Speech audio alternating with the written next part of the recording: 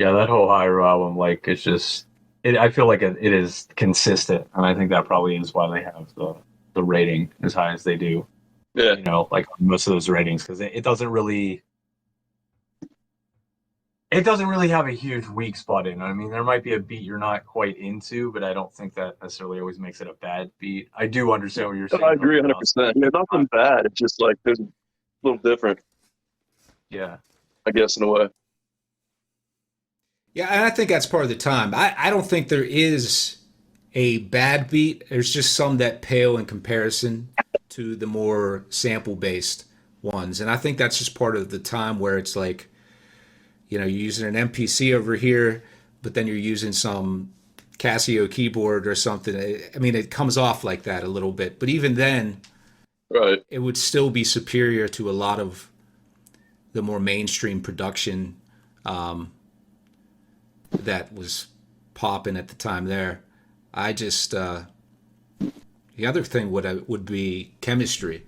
You think they had great chemistry? I think so. I would say Yeah, I most think with definitely. Hyro, they've always kind of, those cats can like get on tracks and vibe off each other. And, Yeah. yeah, I don't know. I'm We okay with the all They chemistry have on it. similar. They've got like that West Coast swagger, cadence, Yeah. livery. None of them are like, aside from Dell. Dell's a little more like chew the mic up, but it's still like Yeah, he's the most glass of milk. It's not like or anything like that. yeah, he's the most different of all the others, I think. The one question I had, and if I was going to be super critical, and this isn't on all songs, but in some songs, it came off as if everything was written in its own place. You know what I mean?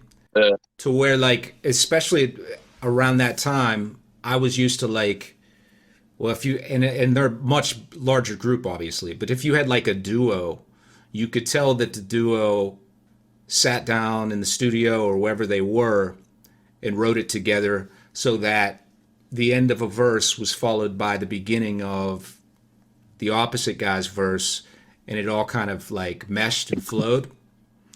And I noticed Yep. on a couple tracks that didn't happen. Right? It was like a just a creative freestyle, but there wasn't like that cohesion sometimes.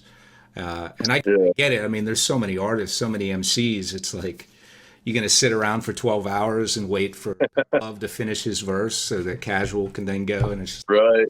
And maybe that's where it was ahead of its time a little bit because now that's how most music gets done. Like people aren't in the same spot at the same time. right.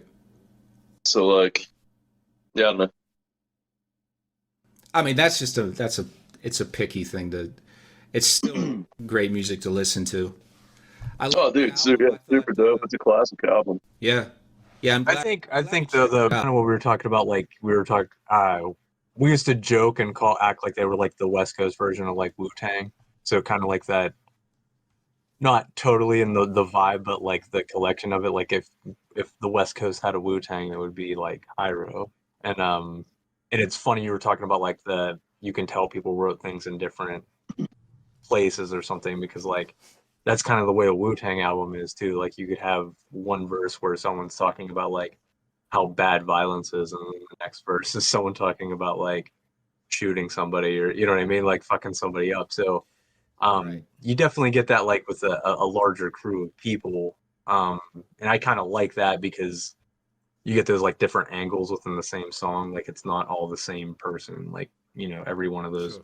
every MC in that crew has had their own like life experiences or this or that or maybe a different upbringing. You know what I mean? Different families, everything like that. So I kind of like sometimes like when that happens, especially because if it's a bigger crew, like that's obviously gonna happen. So sometimes it is kind of see like what other people are doing on the same beat or kind of what it makes them feel like, Right. and what they got inspired to write. Yeah, that's what I like about larger groups or crews. Like you get a variety of sound, a variety of styles.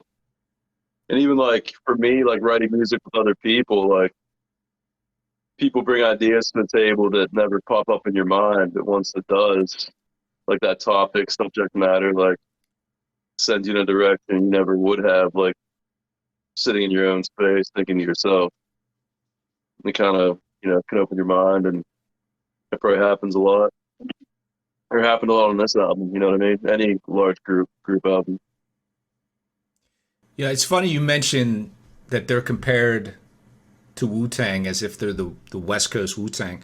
But I actually always confuse them with Freestyle Fellowship. I get kind of like the same vibes. Like it's obviously hip hop influenced by the South Bronx and the founding of hip hop in the East Coast. And then it's all like crazy wordplay. AC Alone has like a similar delivery.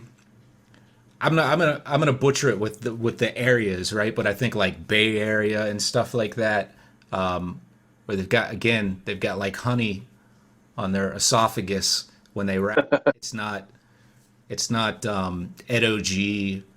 or something like that, the Bulldogs.